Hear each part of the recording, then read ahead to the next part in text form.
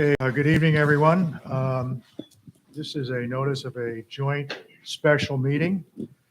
Notice is hereby given that a joint special meeting will be held by the Town of Brunswick Planning Board and the Zoning Board of Appeals on Thursday, September 23rd, 2021 at 7 p.m. at the Brunswick Town Hall, 336 Town Office Road, Brunswick, New York, to review the site plan and minor subdivision applications submitted by the Planning Board and the area variance application submitted by the Zoning Board of Appeals by Lord Avenue Property LLC to develop an approximately 50,000 square foot supermarket building, loading dock area, parking, and stormwater facilities on 11.9 acres of property located on northwest of Lord Avenue and the Hoosick Road intersection.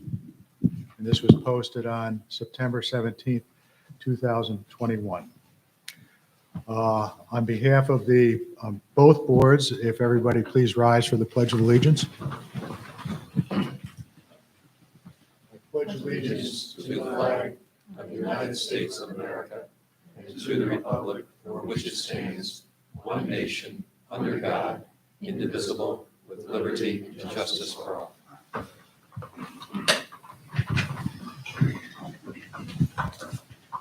Officially, I will open up the meeting on behalf of the Planning Board.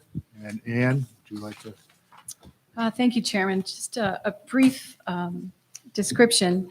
The request to schedule a joint special meeting with the Planning Board originated from the discussion at the Zoning Board of Appeals September 13th meeting on the adequacy of the information before the board to make a decision on the requested area variance and a revised plan to use both 15-foot and 20-foot light poles on the site, which reflected the ideas of the board that surfaced during the discussion.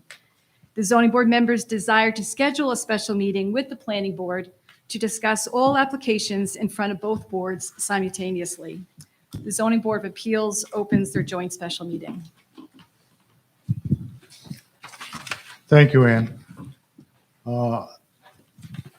As proceeding along, we had at our last meeting, meaning the Planning Board, some discussion on the seeker review in regards to the traffic flow leaving the Hannaford site,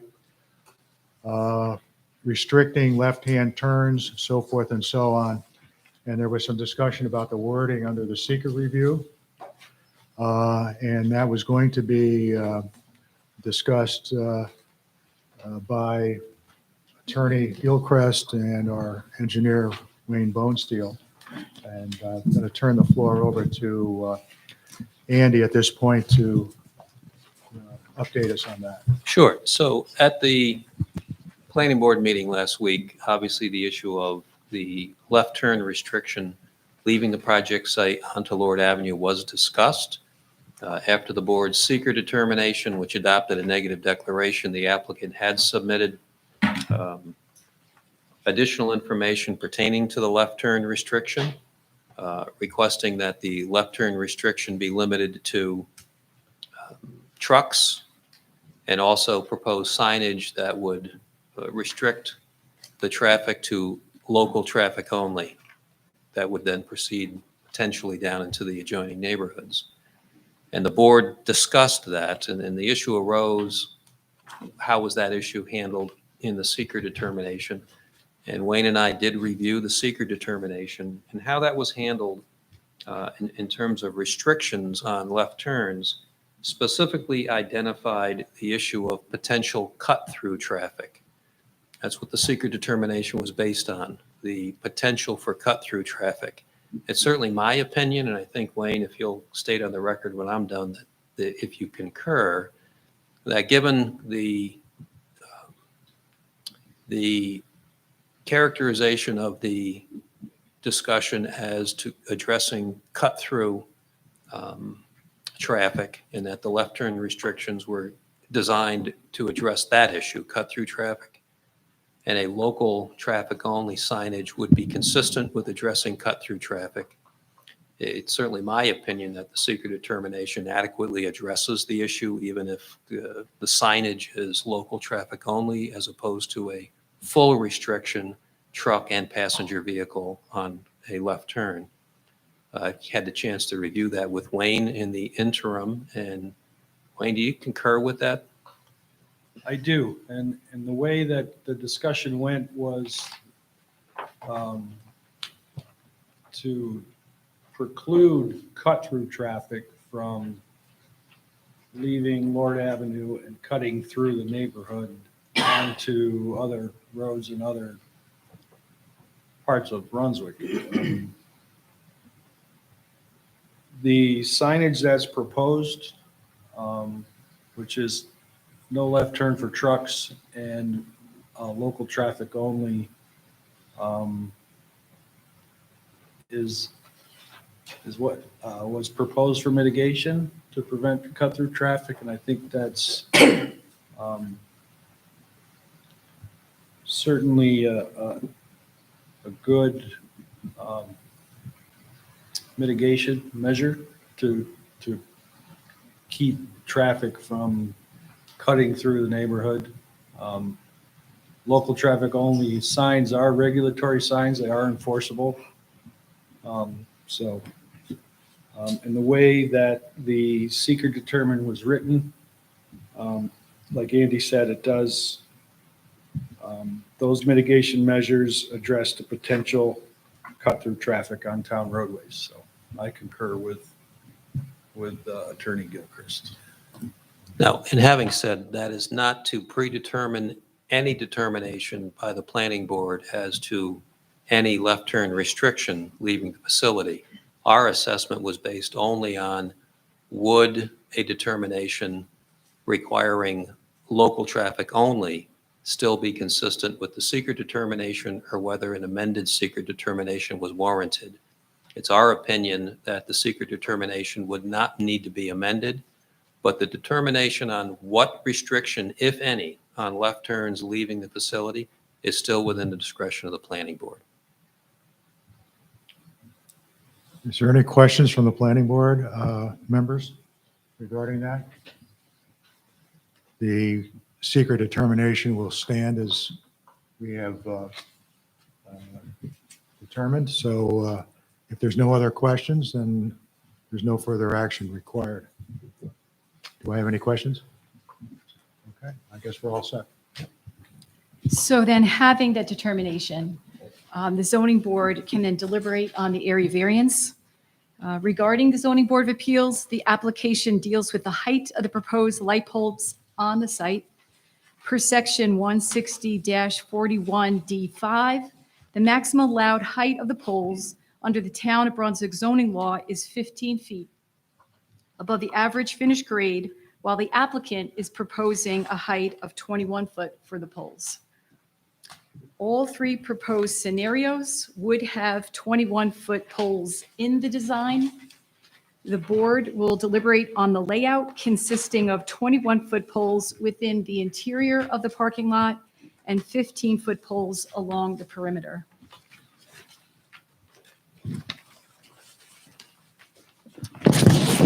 To begin, would the applicant kindly review the layout consisting of the 21-foot poles and the 15-foot poles, please? Thank you. Good evening, Walt Lippman, MJ Engineering, representing the applicant, Lord Avenue Properties LLC. Since we met last Monday, September 13th, like the chairperson said, we did have a lengthy discussion, and it was determined that let's see another, I think we used the word hybrid alternative for a combination of the 15-foot and 21-foot. We originally had the 21-foot throughout the whole Thank you. property. Our second alternative was to revise it to just have 21-foot poles on the first row in the parking lot to get the light to the entrance for adequate lighting, and then 15-foot poles elsewhere. That resulted into 27 poles needed and 38 fixtures. The final alternative that was discussed is the 6 interior poles. We would be requesting a 6-foot height variance, while the perimeter poles and the wall packs would be at 15.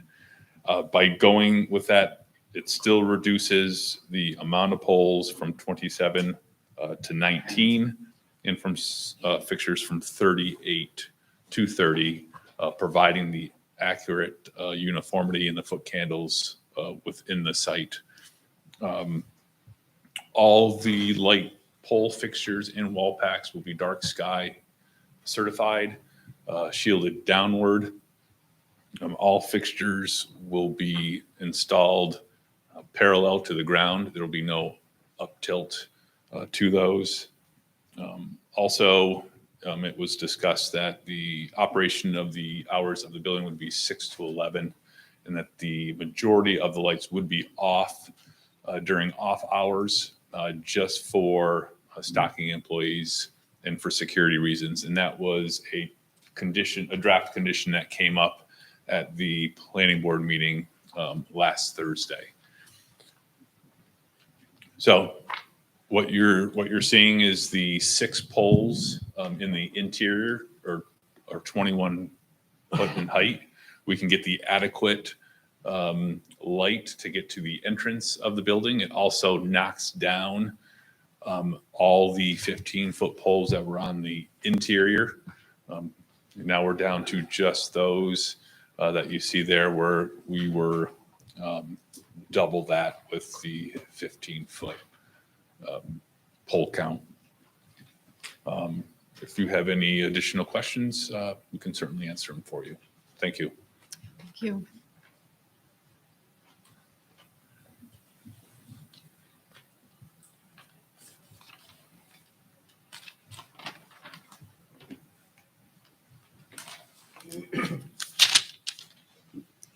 Yeah, thank you for that overview. There might be some questions that arise. I can address them to you. Thank you.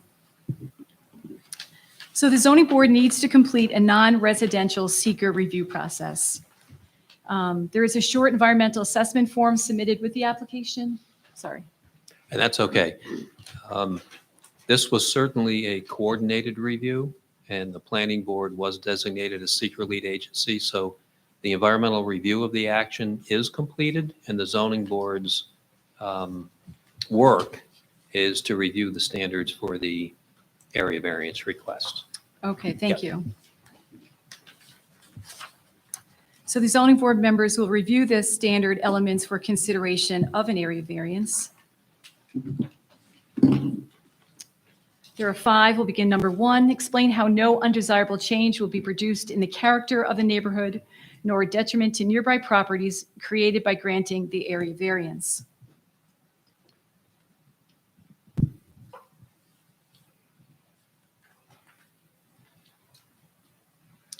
So again, this layout of light poles uses the lowest number of 21-foot poles. Out of the proposed 19 poles, 6 are 21 foot, 13 are at 15 feet. And then also provided in the record is the photometric analysis done with the proposed final elevation of the site, which demonstrates no light spillage will extend onto adjacent properties, protecting the neighbors from light trespass.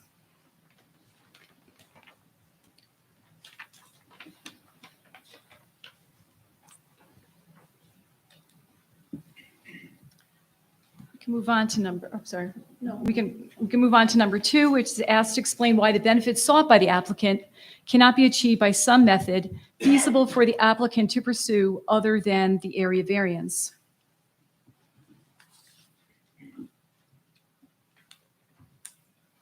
Well, the applicant explained in the very beginning that they couldn't get the right amount of light in front of the building unless they got the 21-foot pole. Yeah, I agree. And I would also add that the applicant explored the possibility of other options regarding the height, number, and location of the light poles.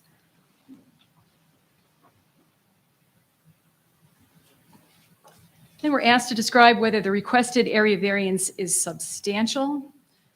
Again, the zoning law asks for 15-foot light poles. What's being requested is 21-foot. There are 6 of them. It'd be a 6-foot height variance. It's not substantial based on this plan. Some of the other plans they submitted, yes, it would be substantial if we went with a 21-foot light. But seeing they came in with this other option, therefore it's not substantial. And it was brought out in an earlier meeting that the variance is not for light poles or not light poles. It's for the height. So just say that again. Then we're asked to explain how the proposed area variance will not have an adverse effect on the physical or environmental conditions in the neighborhood or district.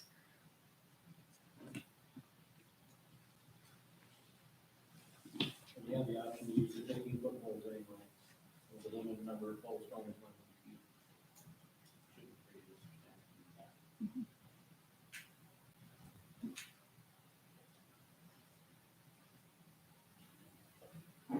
Yeah, I would say that the fixtures will be downlighting only, protecting the neighborhood from light spillage. Also, the fixtures will be installed parallel to the grade with no upward angle. And there was a discussion by the planning board, which we can talk about later, the hours of operation and automatically extinguishing the lighting.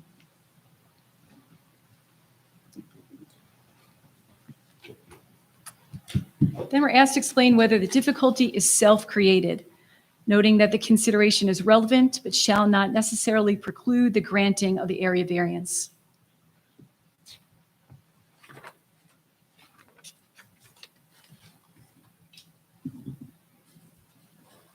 So self-created because they want to go in and put those in versus the 15-foot that's allowed in the law.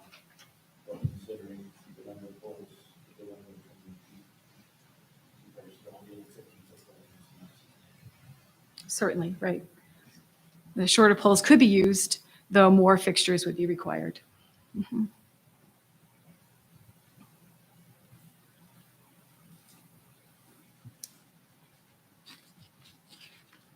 So if there's any other further deliberations by the zoning board members?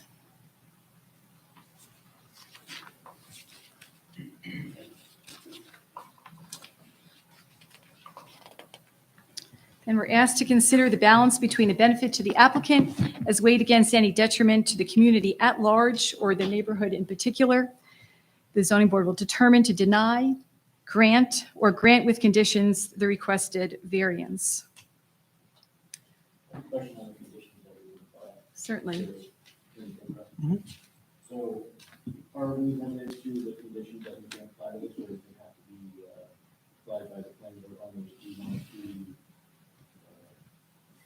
make sure that the applicant is to provide fencing or vegetation? So in general, as Ann said, the board has the authority to grant with conditions, or deny the requested variance. So as a first point, you do have the authority to impose reasonable conditions.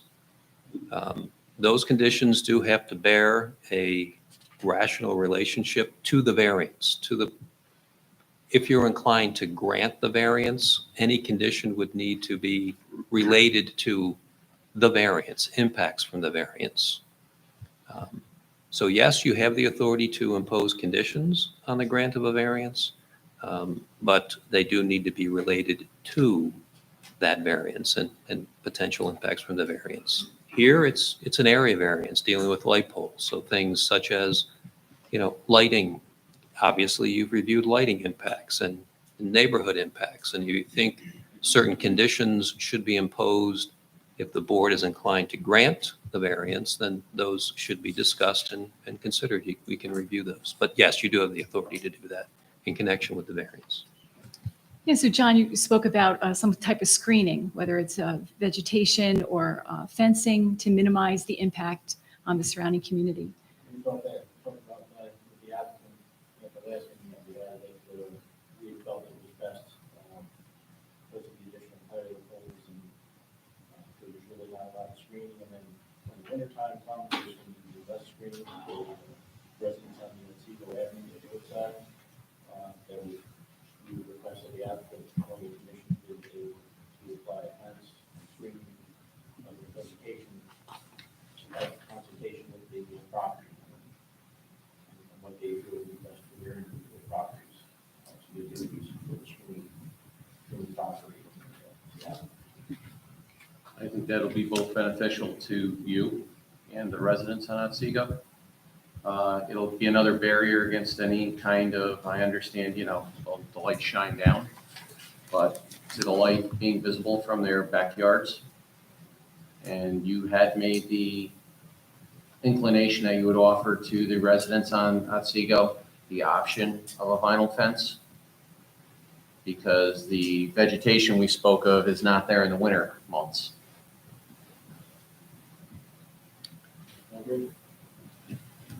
And we can also perhaps indicate what type of vegetation.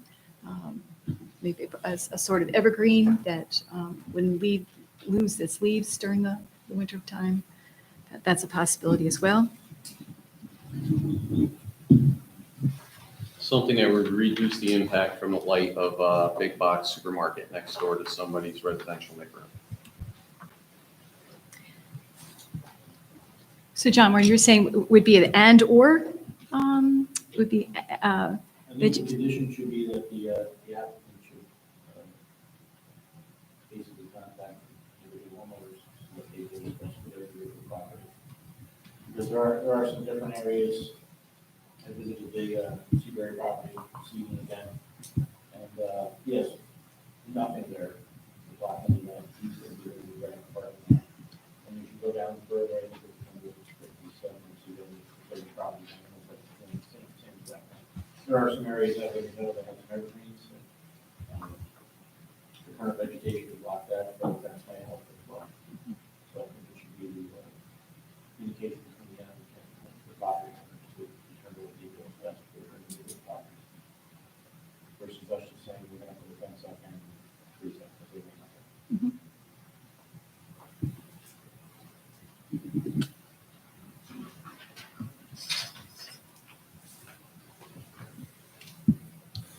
At a previous meeting, the applicant stated that they'd be willing to maintain vegetation along the southwest pond on the west side and add additional plantings.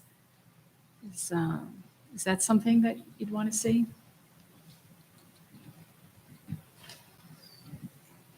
I think it's kind of always a good thing to maintain the existing vegetation.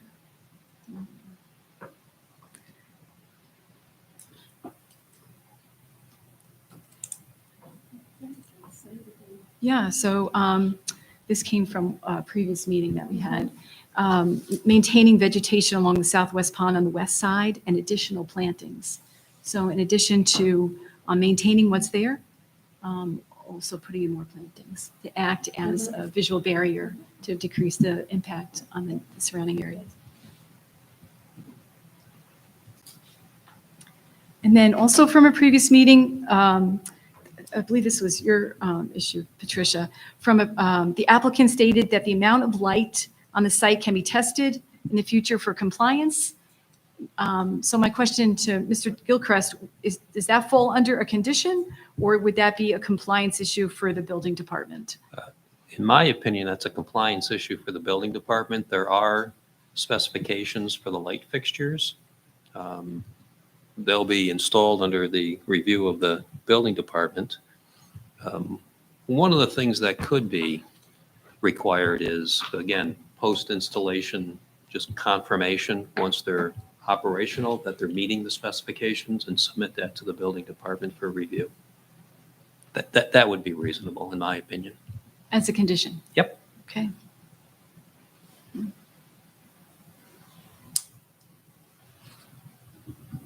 I'll give this example. You remember many years ago, the Trustco Bank that's in the Walmart Plaza installed their drive-through. And the lighting specifications were reviewed and they were installed and they turned them on and it basically lit up everything across Hoosick Road. And so that was again reviewed and determined that the light fixtures needed to be amended. Kind of proof was in the pudding. So this would be consistent. Once they're installed and operational, just confirming compliance with the submitted light specifications and submit that to the building department. Mr. Gilchrist, that includes the wall fixtures. That's within your discretion that I'd like that to include the wall fixtures that'll be on the building also, not only the light poles that we're discussing.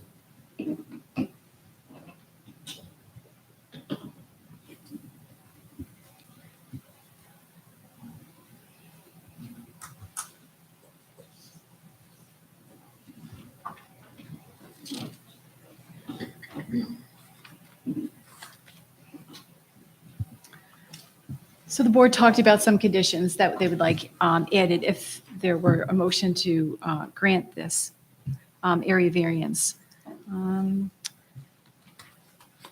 So again, we'll put it up, the balance between the benefit to the applicant as weighed against any detriment to the community at large or the neighborhood in particular. Is there a motion to deny, grant, or grant with the stated conditions, the requested area variance? I'll make a motion to grant with conditions. I'll second that. Thank you. And then if I So- could, just to yes. make the record clear, let's review the conditions discussed. Certainly. First, the applicant must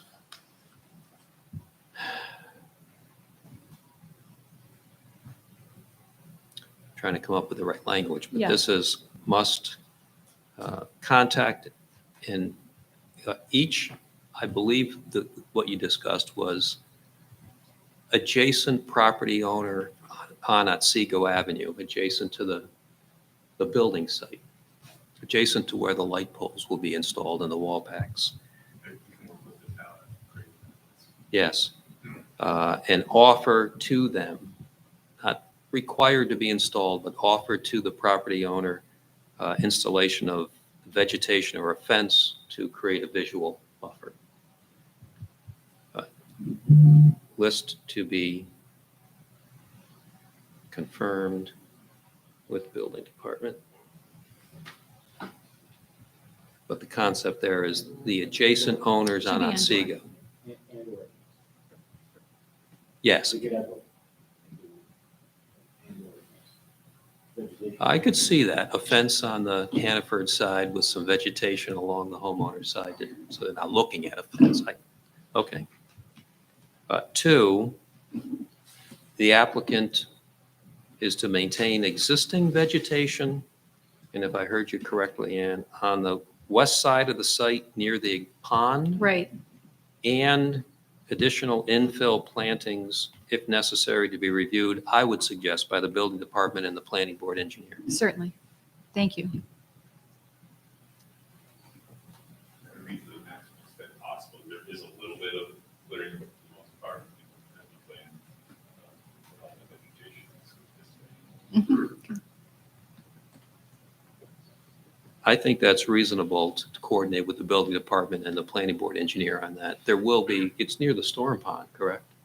So there will be the need for some clearing for the storm pond construction that Wayne and Bill Bradley will be overseeing. So I think that's reasonable to the extent, maximum extent possible. And third, light measurements post-installation and operation to confirm compliance with the lighting specifications for all light poles and wall packs.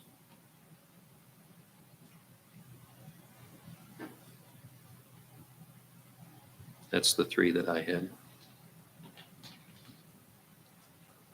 My question to Mr.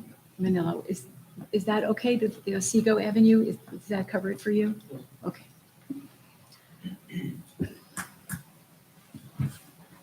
So we had a motion by Member Moran, we had a second by Member Schmidt. We have the clarification by Attorney Gilchrist of the conditions. So we'll have a roll call vote. All in favor of the motion? Mr. Manillo? Aye. Mr. Churin? Aye. Aye. Mr. Schmidt? Aye. And Member Clementi, aye. The area variance is granted. This closes the zoning board's portion of the meeting. That's my motion. Do I have a second? I'll second. Thank you, Patricia. All in favor? Aye. Motion carried. So the planning board is going to continue and act on the site plan. We will discuss the conditions. Zoning board members, we have the opportunity to stay if you wish. That's up to your discretion. Thank you. Thank you, Ann. You're welcome, Russ. Thank you. Okay. Now to reconvene our portion of the meeting for the planning board. We have a draft of site plan conditions that we'd like to review as part of moving forward on potentially the approval of this project. And at this time, I'm going to ask Andy to start reviewing these because he composed this draft today. And if you could, while we still have some members of the planning board or the zoning board here, could we just move right to 19, which is the condition for the lighting plan, just to make sure it's worded properly? Sure. So first off, we'll note that these set of draft site plan conditions were discussed last week at your board meeting, and based on comments during those deliberations, there have been some edits to this that I've reviewed with Wayne and with Russ. So that's kind of the background on the review of the site plan conditions. So if we go to number 19, right now this is drafted as follows. And again, these would be conditions attached to site plan approval. They'd be binding on the project, in addition to conditions that you impose in connection with your area variance. Compliance with the project lighting plan identified as, and I know there was a lighting plan submitted, so whatever the title block is and the date is, we'll include that, including but not limited to downlighting of all fixtures and compliance with dark sky lighting requirements. And I'd like to add any conditions granted by the zoning board of appeals. What I would Granting suggest, if variance. you're going in that direction, 20 would be incorporation of conditions imposed on area variance. Okay, all right. Call it belt and suspenders, but they're already binding on the project through the area Okay. variance. I see no downside. I just want to make sure that the related conditions Yep. are stated, not, they don't have to be stated in full, but that the variance was granted with conditions.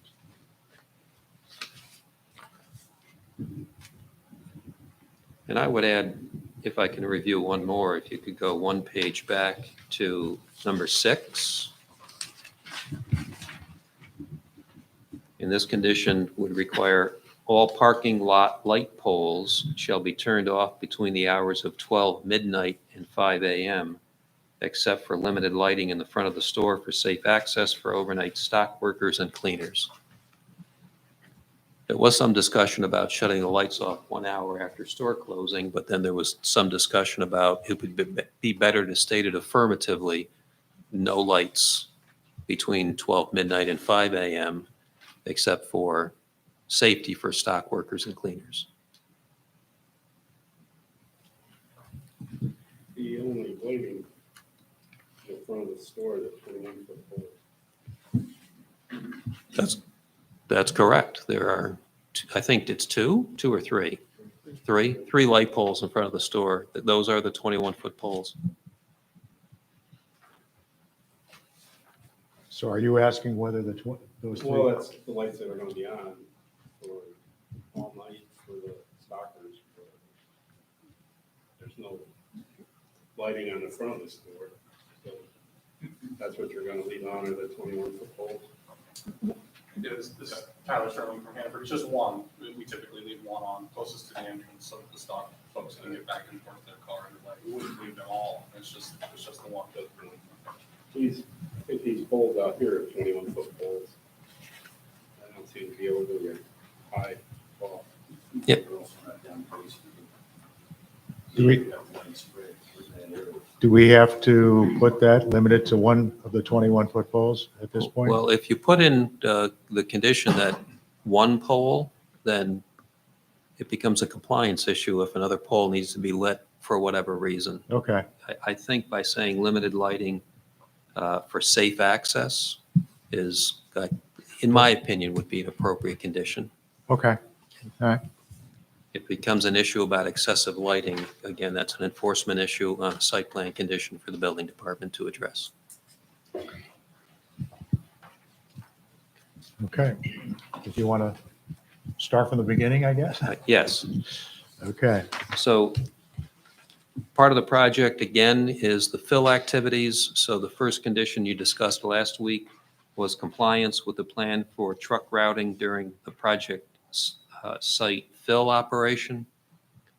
There was discussion of right turn only off Hoosick Road when entering the project site, and then right turn only when leaving the project site and entering Hoosick Road was recommended, then subject to the applicant and the trucking contractor must coordinate with the Brunswick Building Department, the Brunswick Planning Board, review engineer, and New York State Department of Transportation prior to the start of fill operations regarding the preferred truck route onto Hoosick Road when leaving the project site, and the applicant and trucking contractor shall comply with all requirements of New York State Department of Transportation for truck access and exit onto Hoosick Road. And this would clearly make sure that the town's interests are protected through coordination with the building department and Wayne. And then lastly, no town roadway except that limited portion of Lord Avenue from Hoosick Road to the project site entrance shall be utilized for truck routing in connection with the fill operations.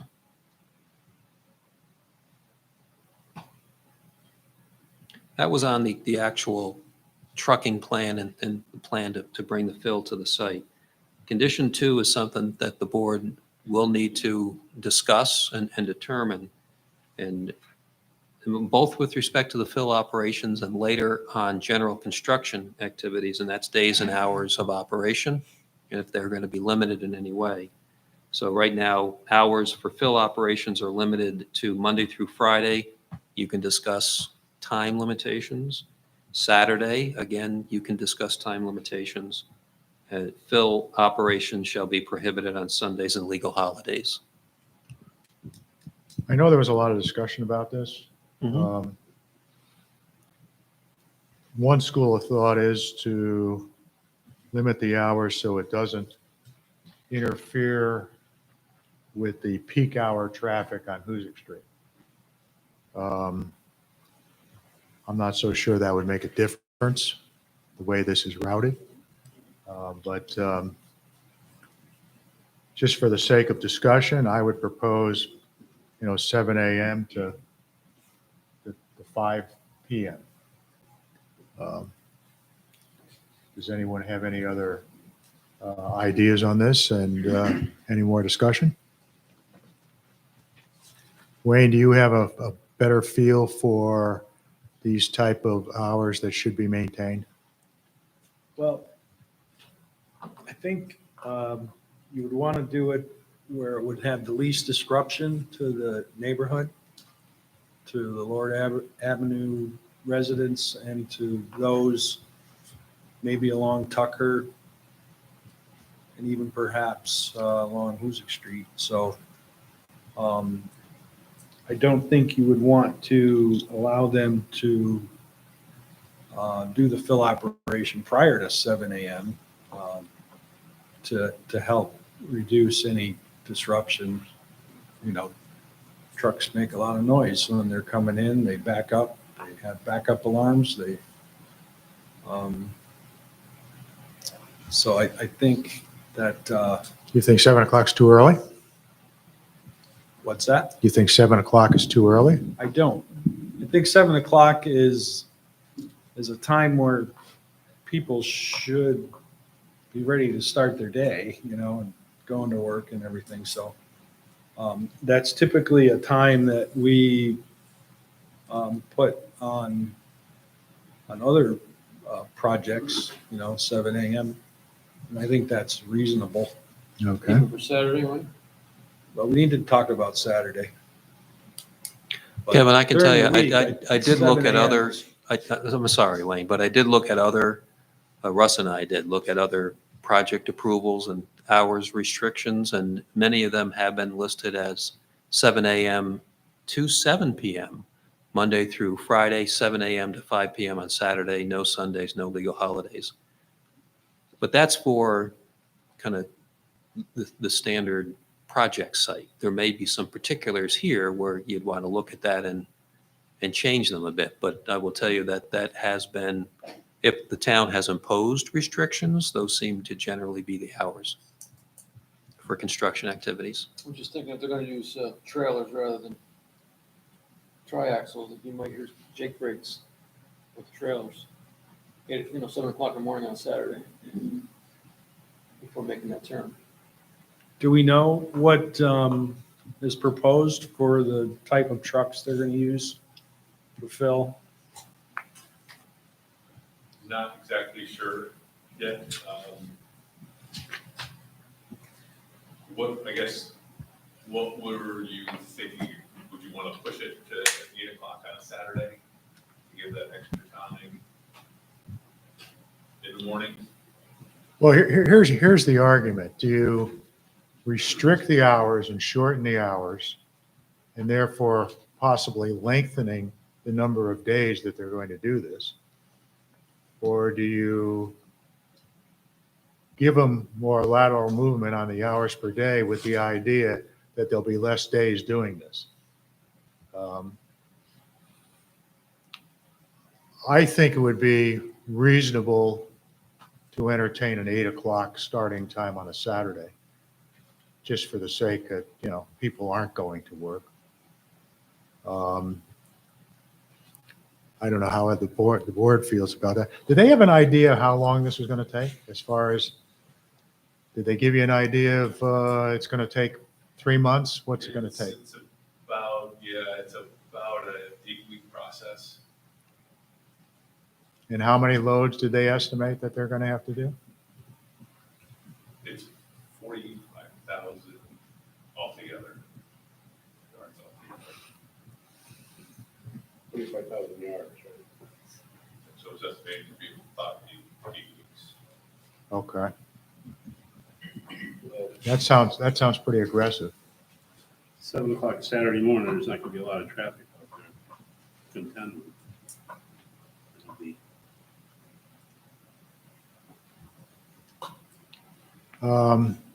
I get Jake breaks at 2 o'clock in the morning, so. Share the vote.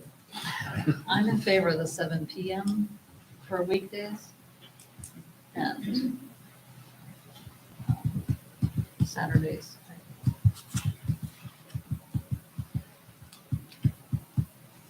Okay with either 7 or 8. When you're talking 8 weeks, you're talking 8 weekends. So, provided they get it done. I'm just trying to figure out, this is certainly not an ongoing thing. This is a temporary situation until they get the site filled. People put up with, paving it at all hours of the night, so forth and so on. So going back to the original argument, I don't have any opposition to starting at 7 a.m. on the weekdays and 7 a.m. on the Saturday. Maybe restrict the end PM to maybe 5 o'clock on Saturday versus 7 PM. When is this work gonna progress, provided we were to approve this project? It would be this fall, Correct. so it's dark after, say, 6 o'clock. Are they looking to put up, we'll go to 7, are they gonna put light plants up to bring dirt in, move it around, or stockpile it in there if it's after daylight hours? That is not planned at this point now. I wouldn't want to restrict it if it does end up going into spring, when it is lighter. No, I'm just saying, I'd like to restrict you having put up light plants and to work in the dark. That's what I'm concerned about, that's all. Because we're approaching the fall, We're gonna lose a lot of daylight. If we allow you to go 7 to 7, there's a potential you work in the dark for at least 2 hours.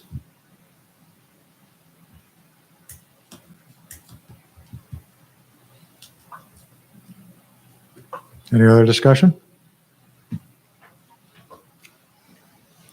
Should we go from 7 to 5?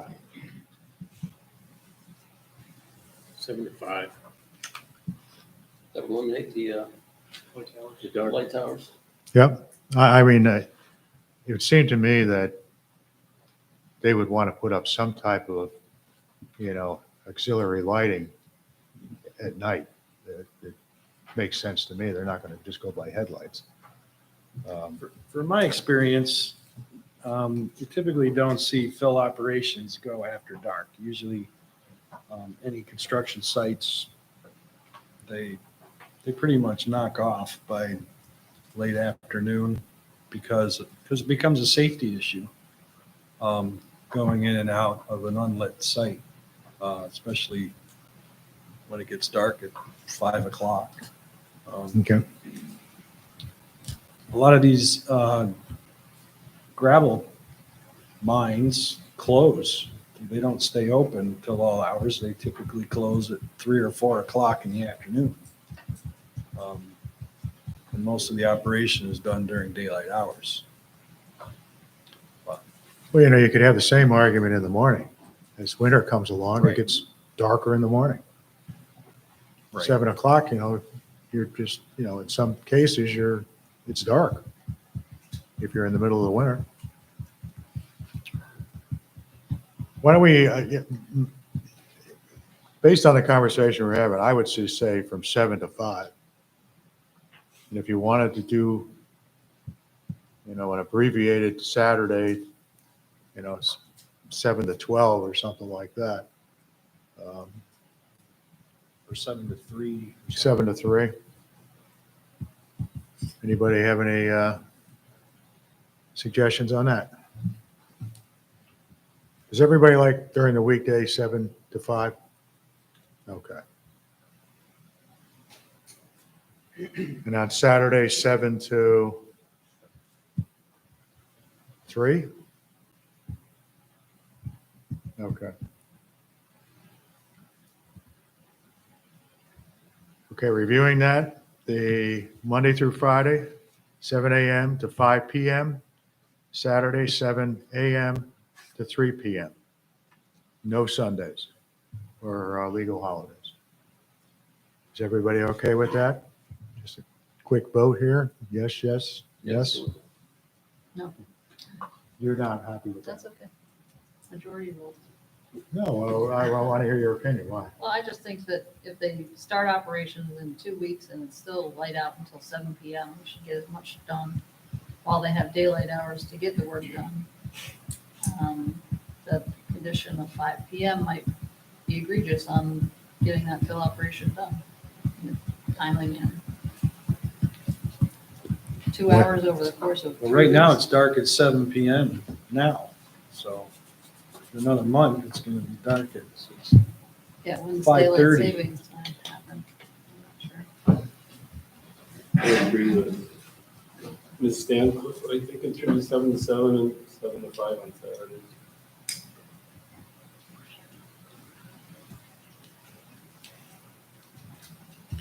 All right. Or maybe we make it daylight hours. Well, Right, that's, Wayne, have you seen any conditions where it could be 7 to 7, but prohibits the use of any lighting during the fill operation? So if it's natural light and they can get some stuff done timely, they can do it, but you're prohibiting the use of any lighting, exterior lighting associated with the fill operations. Yeah, and I think by imposing any lighting that it will have an impact on the neighborhood. Now, that's an additional impact that we hadn't considered. plus you're going to have truck lights too Right. that are going to sweep over What the if we neighborhood. say daylight hours? Shall be restricted to daylight hours. Can we do that? Well, now we're getting into what's daylight in the morning. Right. Right? Maybe it's 7 a.m., but, that's to you. Maybe to someone else, it's 6:30. Right? So I'd be less inclined to have something loose like daylight hours. I think specific hours should be stated. Everything changes the 1st of November. Yeah. Daylight savings time. I think it should be 7 to 5 and 7 to 3. Because in no time it'll be dark. And I don't think the trucking companies are gonna work past that anyway. Should we add that no, artificial lighting would be allowed? Can we put something like that in? I think if you're going with the more restrictive hours, it's probably not necessary, but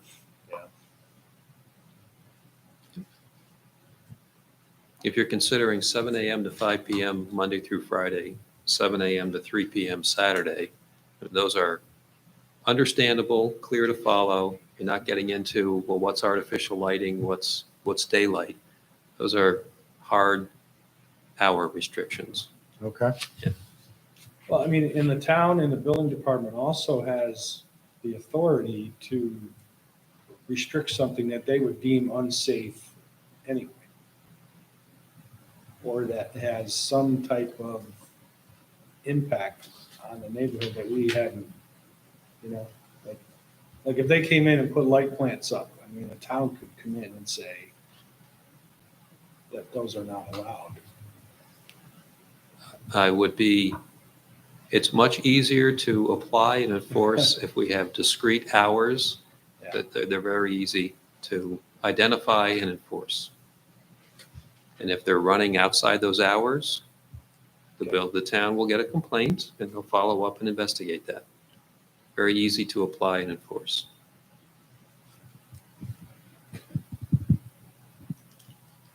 Okay, then I will make the suggestion at this point that the hours be 7 to 5 during the week, Monday through Friday, and Saturday for 7 to 3. Right? Correct. And recall, this is a proposed site plan condition. If, when that fill operation starts, there's an issue with that, the applicant can always come to the town and apply to have that modified, and you can further deliberate at that time. So is everybody comfortable with that statement that Andy just said about they could come back and? I don't know necessarily that will occur once the operation starts, but if it does prove to be problematic, they can. Yeah, I mean, just that any of these conditions, the applicant has an opportunity to address any particular, and bring it before the board for consideration. Anyone is entitled to come back after an action of the planning board and make a further application seeking an amendment. Yeah. And that's within the discretion of the board. Okay. Okay, moving on. Many of the next ones were very straightforward. 3, compliance with the approved stormwater pollution prevention plan and DEC's general stormwater permit for construction activities. And the stormwater pollution prevention plan inspection reports shall be filed with the town of Brunswick MS4 stormwater coordinator at intervals required by law and as set forth in the DEC general stormwater permit for construction activities. That's just compliance with the state's stormwater requirements. The next one dealt with the traffic issue, and this currently is proposing the applicant or owner shall fund an escrow account with the town of Brunswick in the amount of $10,000. Now, last week you discussed $8,000, but you did add certain streets to this, so I'll go over those in a minute. To be utilized by the town of Brunswick to complete post-construction traffic counts on Genesee Street, Otsego Avenue, Oneida Avenue, Duncan Lane, and Tucker Avenue. To confirm traffic data submitted by the applicant and to assess the appropriate content and location of signage and striping on such town roadways if post-construction traffic counts so warrant. Those were discussed in the traffic analysis and during the seeker review. And this would be an escrow utilized by the town to have that traffic count and assessment done to determine appropriate signage, content, location, striping within those road systems, those existing town road systems.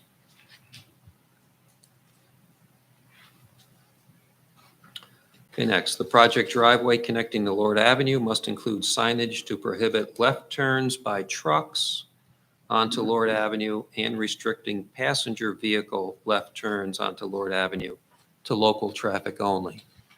Again, this was the submission made by the applicant under letter dated when?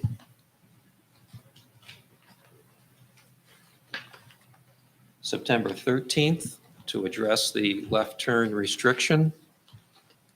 It was proposed, and you discussed at your meeting last week, the left turn restriction being to prohibit all truck left turns onto Lord Avenue and to, in essence, restrict passenger vehicle left turn movements to local traffic only, and to accomplish that through signage at the driveway leading onto Lord Avenue. So that's what was proposed, but that's for the board to discuss and deliberate if that's adequate, and certainly Wayne's available to review that with you. I just had a question about that. At one point, we talked about striping to encourage that left turn, but now that the local traffic has the potential to turn, Right, is that's, the striping, right, that's no Not- longer on the table. thank you.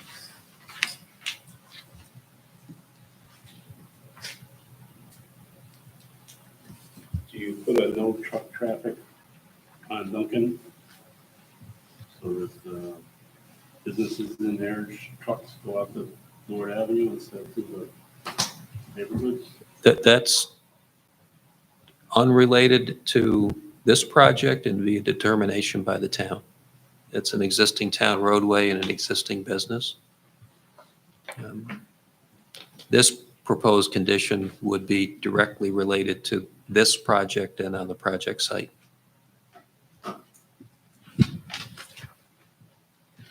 I have a question for the applicant at this point.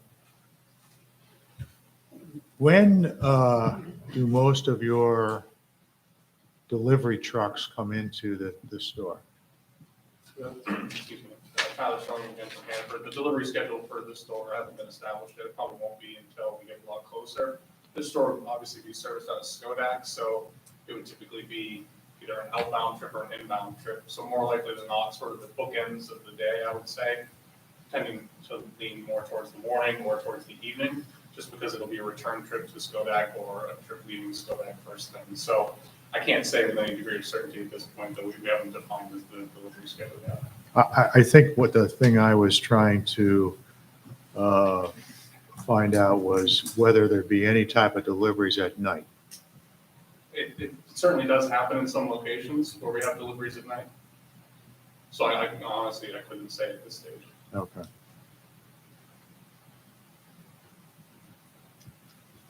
No, the reason I'm asking that, if they're having deliveries at night, I assume it would be like tractor trailers and so forth and so on. Once again, you have at night, you have light spillage now out into the neighborhood as these trucks come in. And it seems to me like the ZBA, with their conditions for the lighting, probably mitigate those type of situations of truck lights going across the property and infiltrating into the residential areas on Genesee. So I think the problem would be solved, but I think it's an isolated situation based on what you're saying. So it's probably a moot point at this juncture. So.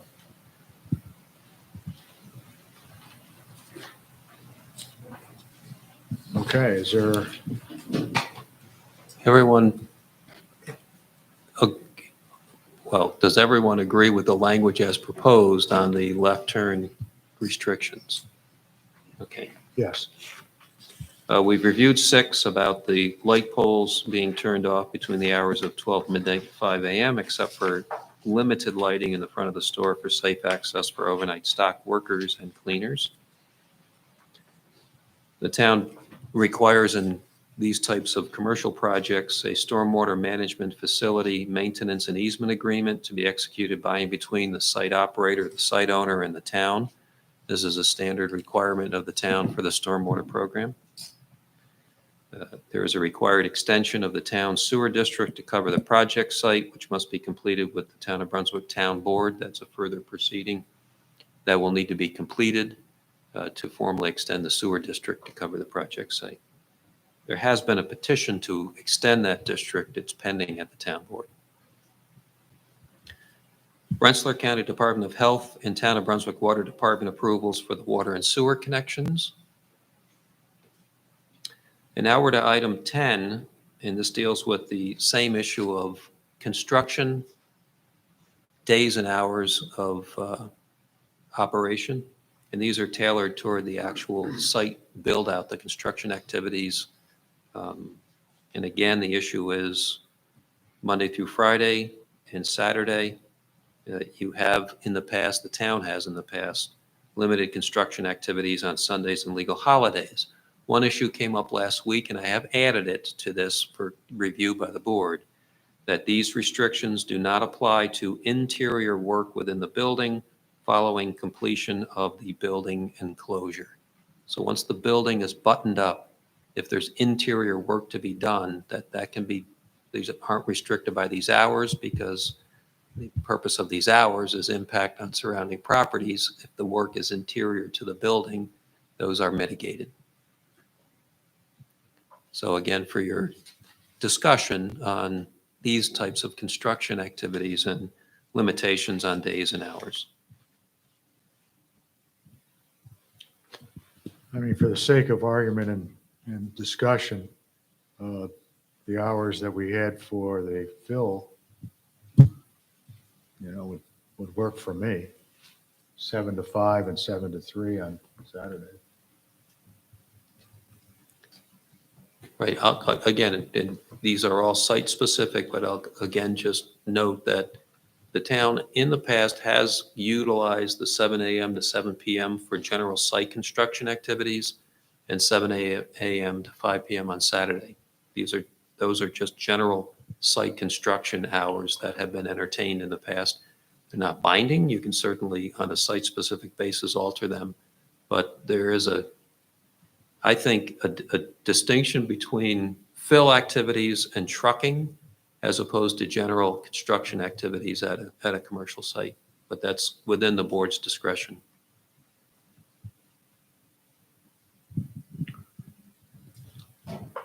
Any discussion? Any opinions on either one of those options? My original option, which was correspond to the fill operations, and then Andy's traditional, what we've approved in the past for other projects. I would be in favor of the traditional. Okay. Any opinions down at this end of the board? I'm fine as long as they don't, work in the dark with the light plants running and additional noise that we didn't really contemplate when we Okay. did this.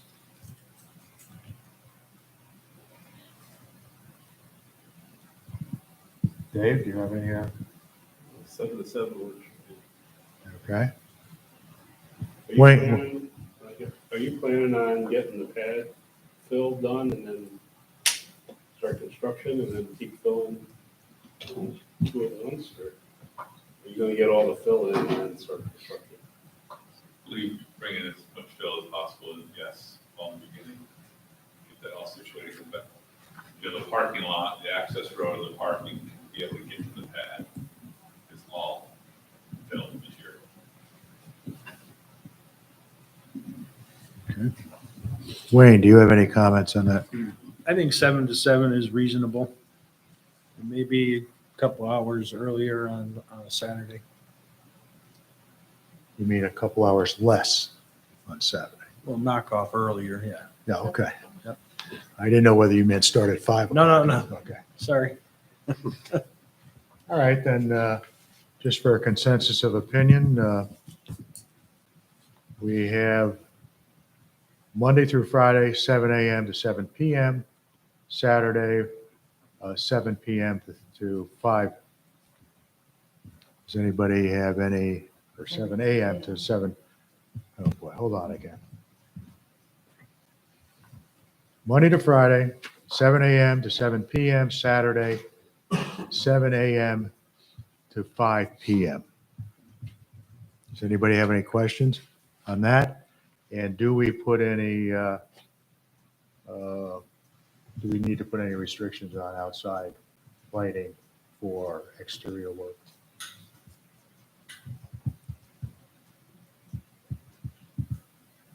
I'm in favor of no light plant. Okay. Any opinions down at this end of the, You got mine. okay. Wayne, do you have any? I think that's a reasonable request. to Okay, Prohibit light plants okay. for exterior work. How would you word that, Wayne? Prohibit light plants? Well, that's straightforward, right? Prohibit light plants. They call them light plants. That's the whole unit with the generator and their tower lights For exterior work. for exterior work.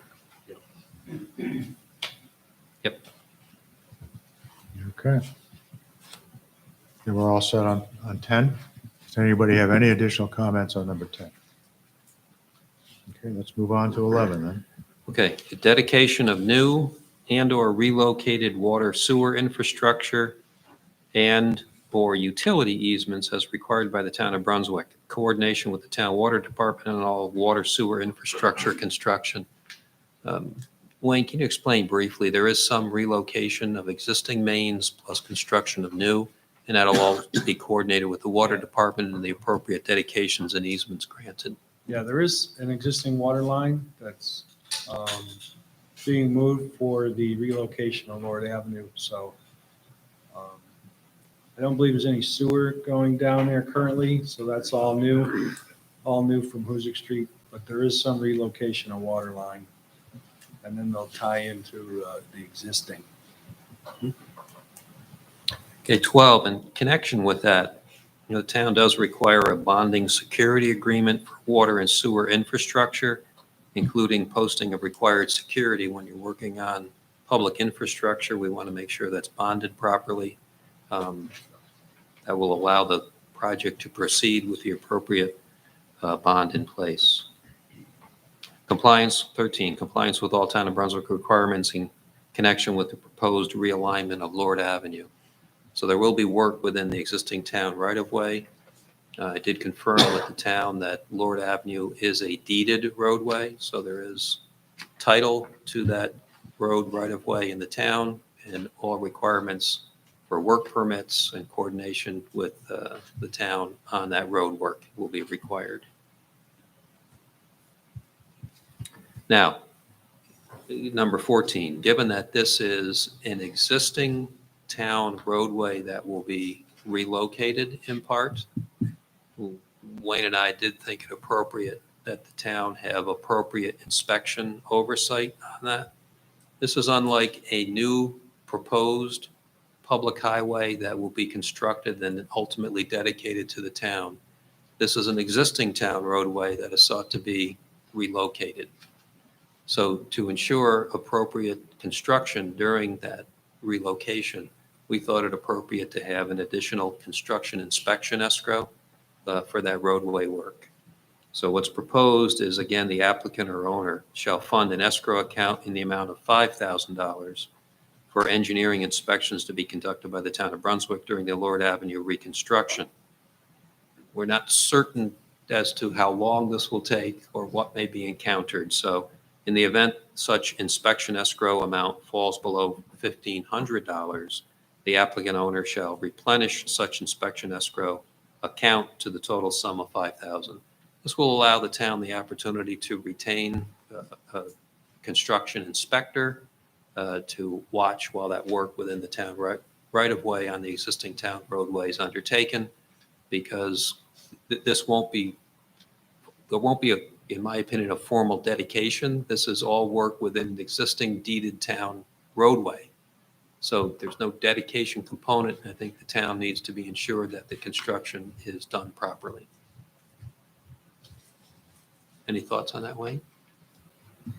And this is not unusual. A lot of towns will require the applicant to put up an escrow for engineering inspections.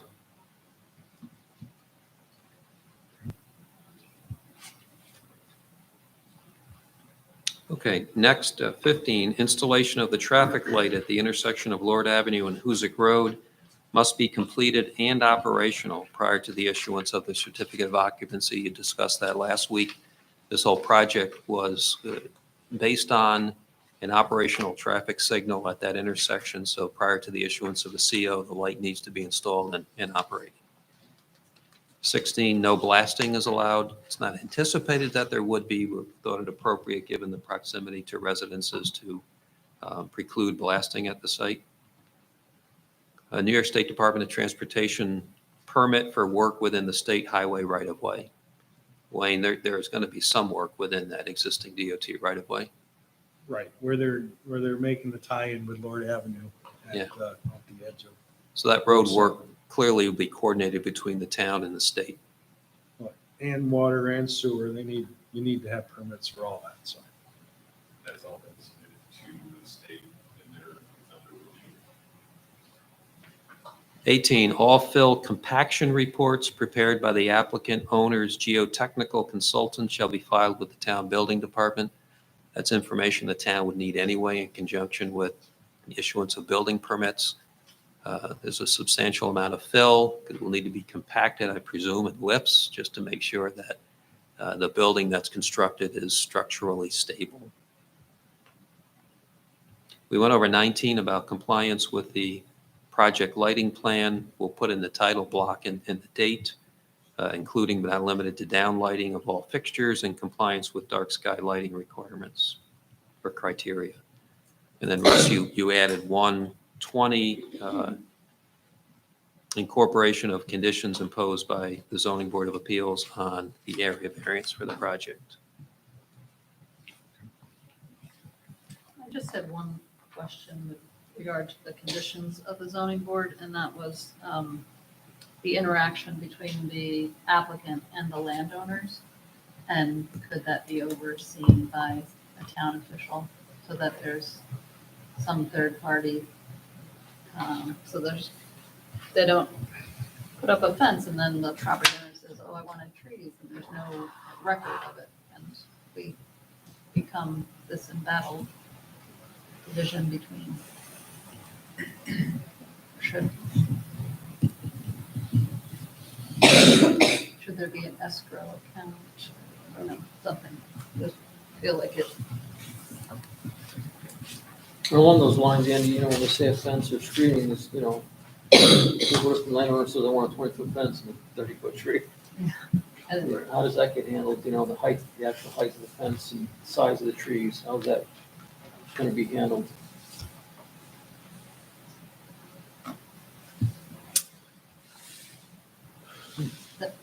or maybe that's in compliance with the town code. Height, number, obviously, we'd certainly be willing to put some screening, but not 20 trees or 6 inch diameter at 15 feet tall. It could be narrowed down to certain species amount for the vegetation.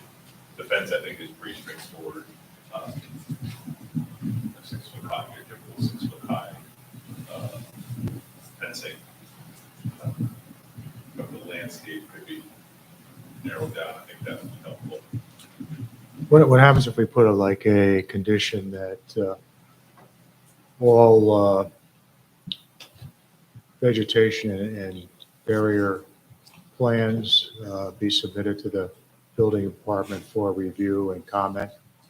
before proceeding, just to make sure that there isn't some extremes going on and it is adequate.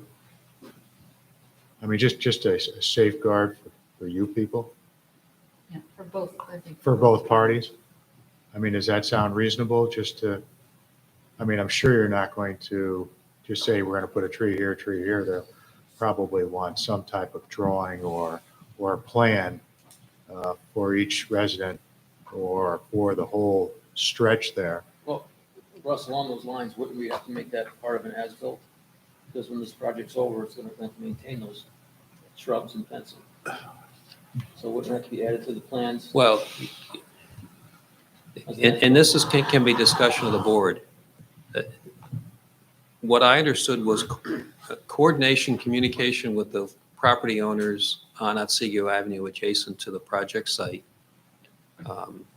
Whether these are planted on the lot owner's side, whether they're planted on the commercial side, whether they're on the lot line, I think those should be left to discussions. Some lot owners may want one thing and other lot owners may do another thing. I think the zoning board deliberation certainly was at your prior meeting, that the property owners should be involved in that discussion, because some of them may say, I don't trust you to maintain them. I want them built on my property and I'll take care of them, but you install them. And others may say, I don't want them in my yard. You put them over there. So don't anticipate, at least the way I've interpreted it, that it'll be one neat, clean row of things that look the same. They won't. You anticipate that. It's up to an individual lot owner's discussion with the applicant. That's what I understood. And it's really not so much to protect, obviously, the commercial side to the residential, but the residential side looking at the commercial. What would you like to see there? And a fence and/or vegetation to provide some additional screening. Where it's going to be located, what it's going to be, we'll talk about that. I think it's reasonable to say that rather than having the town involved in those discussions, but that the specific plan on a lot-by-lot basis be submitted to the building department for review, and probably for review by the planning board engineer. I think that makes sense as a check. Okay.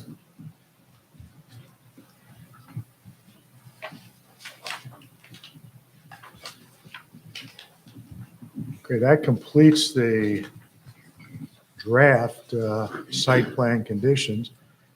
Is there any other conditions through prior discussions and prior meetings that has been omitted or people have some concerns about? I'm sure we reviewed all the minutes and all the public comments, and I'm sure that this is complete, but is there anything that anybody can think of? Is everybody comfortable with all the decisions that have been made regarding changes and amendments to these conditions? i.e. hours of operation for the fill, hours of operation for the construction,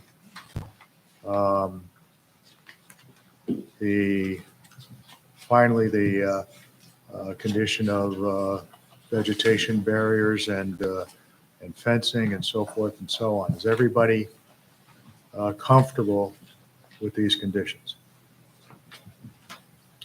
And just to confirm on the record, what I have on what you discussed last, which was the last proposed site plan condition, is that any fence to be installed must be in compliance with the town code, and that all fencing and/or vegetation plans on a lot-by-lot basis to be submitted to the building department for review by the building department and planning board engineer. Yes. Okay. Okay, now on completion of this, we do have the option of moving forward Correct. with an approval tonight if you wish. We have completed the secret review. That's already been completed. All the other necessary things for engineering and so forth and so on have been submitted. And this is as complete as I feel it has to be for a moving forward for an approval. Is there any questions on that? And should we move forward? Does everybody have the opinion that we should be moving forward on this? And okay, then, I will entertain a wording for a site plan, and there's also a subdivision approval on this also. Correct. Do you have something drafted for that, or? I don't. So what I would propose is that on this, that the board consider, subject to the conditions that were just reviewed, which will be set forth at length in the minutes, that the site plan be approved subject to those stated conditions, and those will be set forth in the minutes. I will make that proposal. Do I have a second? I'll second. Is there any further discussion? Any further comments? Hearing none. All those in favor? Aye. Any opposed? It's duly passed. Okay. Do we need another motion for the subdivision? Yes. I'll make a motion to approve the subdivision as filed in the site plan subdivision plat map. Is there a second? I'll second. There's a second. Any further discussion? All those in favor? Aye. Any opposed? Thank you. Okay. Thank you. You're welcome. Okay, that basically concludes our business for this special meeting. I will make one announcement on an unrelated topic. We did receive a letter from the Brunswick Acres, well, it's the Brunswick Road Development LLC. This is the Route 2 development, Brunswick Acres Residential Subdivision. They have requested an additional 180-day extension on their previous request, which is due to expire on September 30th, 2021. This extends the date for a decision to be made by the planning board until March 29th, 2022. So the shot clock has been extended. That's just a general announcement. Andy and I were talking about this come March, and there's no movement on this. We might have to entertain some options with the developer to either, fish or cut bait, so to speak. We did use that phrase. At some point, Yeah. This project was addressing the issue of balancing the site and having a revised grading plan to be consistent with the seeker determination, in which it was stated by the applicant that the site would be balanced and there wouldn't be any trucking of material from the site. I think they've gone to great lengths, is my understanding, from an engineering perspective to try to balance the site and still make it workable. Is that correct, Chuck? And those efforts are still ongoing. But at some point, in my opinion, there's nothing under your zoning law, your subdivision regulations, or in state law that requires these types of submissions during the project review on a specific time frame basis.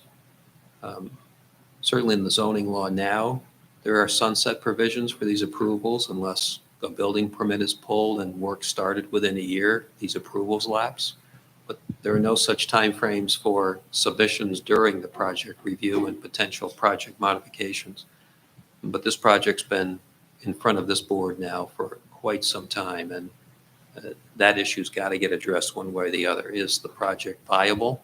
Is it consistent with the seeker determination? If Phil does need to leave the site, and that's the proposal, we need to deal with that issue. Reopen seeker, and it goes back to the town board. If the town board was the lead agency, or if there's a viable plan to balance the site, then it needs to get technically reviewed and reviewed by this board. But this has been pending for quite some time. Yes, it has. Okay, with that being said, do I have a motion to adjourn? I'll make the motion. Do I have a second? I'll second. All those in favor? Aye. Any opposed? Thank you.